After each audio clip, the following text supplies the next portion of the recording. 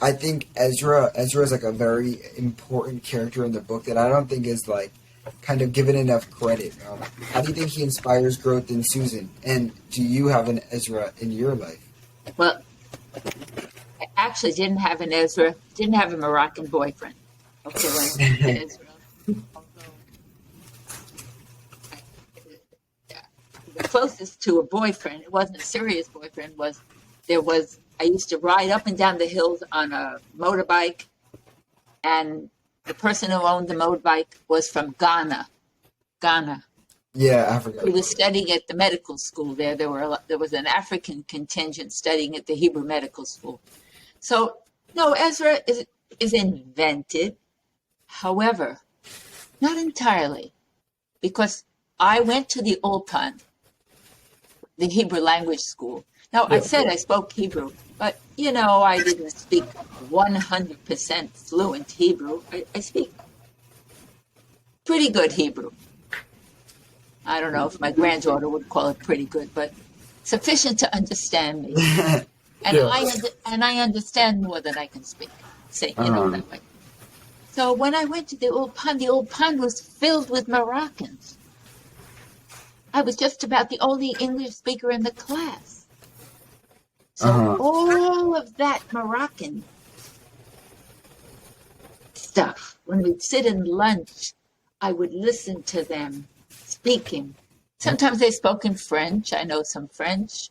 They spoke in Hebrew. They were learning Hebrew.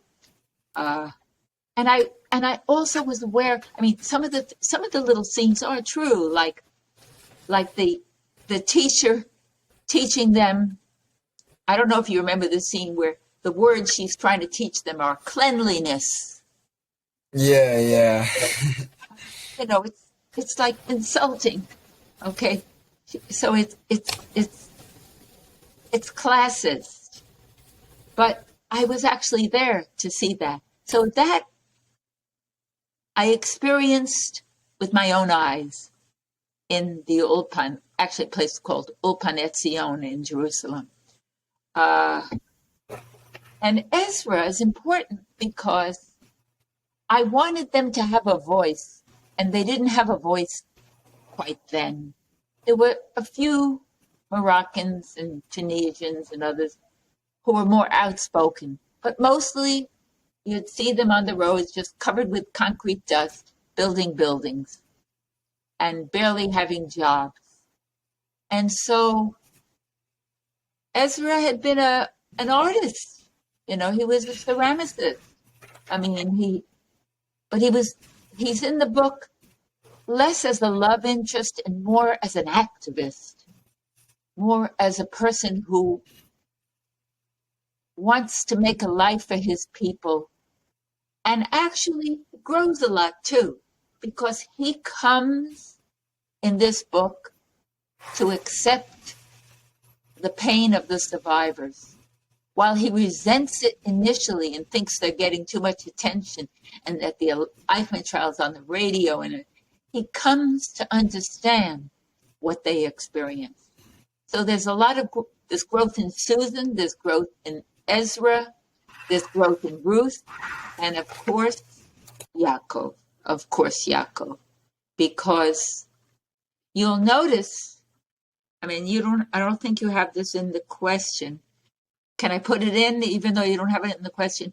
You'll notice that the secret about why Yaakov did not go to America with his family is reserved for chapter 7 or 8, way back in the book. Okay, I didn't start with Yaakov was gay. I kept that quiet.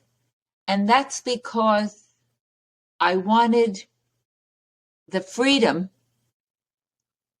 to let that evolve, to let her search for him, and to let that come out. Just as I wanted Ezra to grow into becoming an activist, and Susan learning that there was more to Israel than being a Zionist. Yeah, okay, just a thought that I had earlier. So seems like the conception of Ezra is both a mix of the general Moroccan experience of people that are making Aliyah to Israel, alongside a mix of your own personal experiences in that area, in the Ulpan, just observing around you with your senses. Yes. So is that a stretch to say, or? No, that's not a stretch to say it. It's people I knew. I knew Moroccans. It's the whole class. I was in the Ulpan for almost 8 months, whatever, and it was like the classes were Aleph, Beit, Gimel, Dalet. The Yud was 10.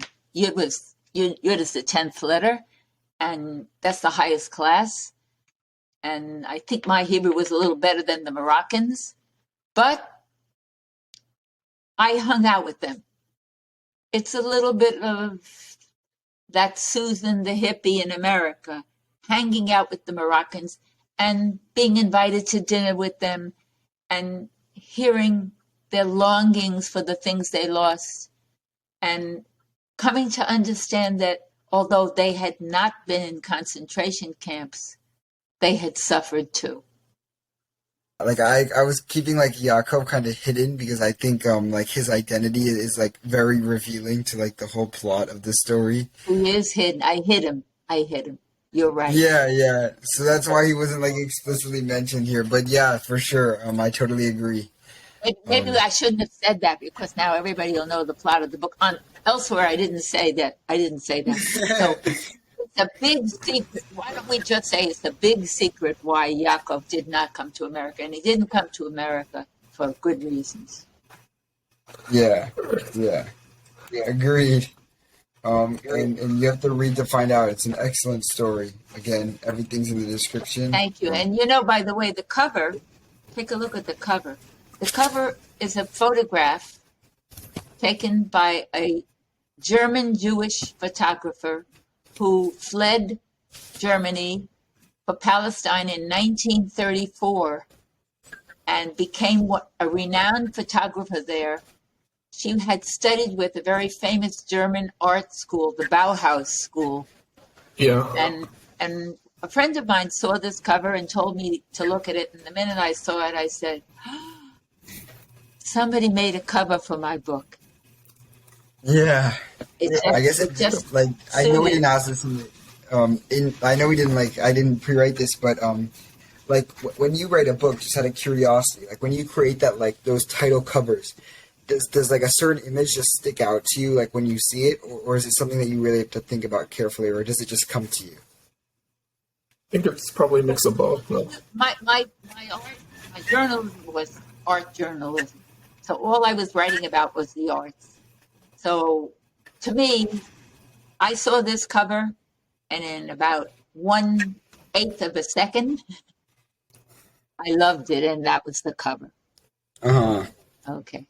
Very fast. I didn't look at anything else. I mean, once you have the story inside of it.